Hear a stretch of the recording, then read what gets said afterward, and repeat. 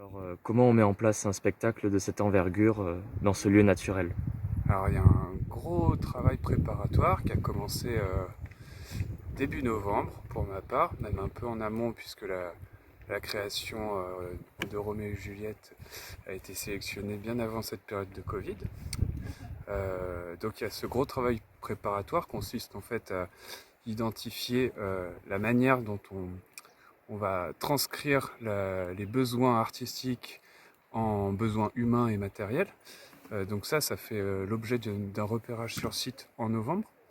Pas encore avec la neige, mais tout juste.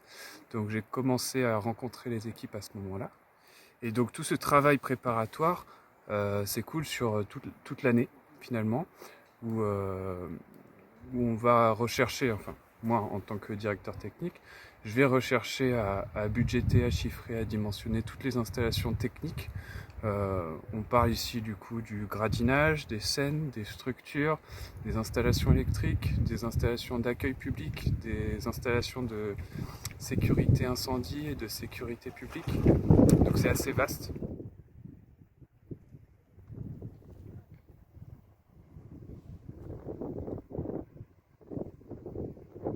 Sur ce, en tout cas sur ce travail préparatoire, on est trois, vraiment. Et vous avez des bénévoles qui vous aident? Et alors les bénévoles arrivent à partir de la fin de semaine, donc c'est-à-dire quelques jours avant le début du festival.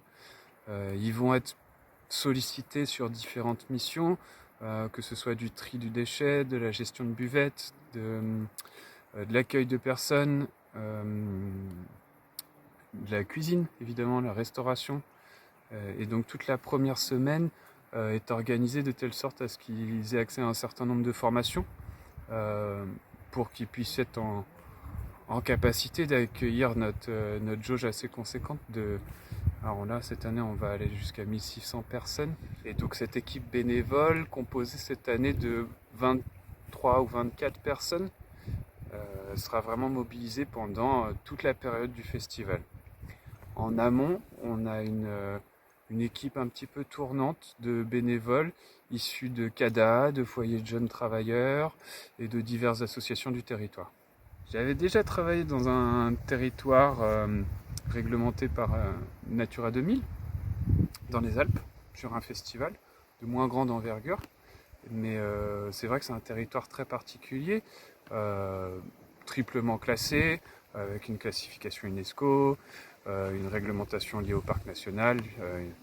Il y a énormément de réglementations qui se croisent sur ce territoire, ce qui rajoute une complexité à toutes les installations qu'on peut mettre en place. Ça aussi, ça fait partie du travail préparatoire, de mettre en forme les projections à la fois artistiques, techniques et logistiques, de telle sorte à ce qu'elles soient acceptées par les diverses institutions et pour qu'on puisse mettre en œuvre ce festival tout en respectant l'environnement dans lequel on est accueilli.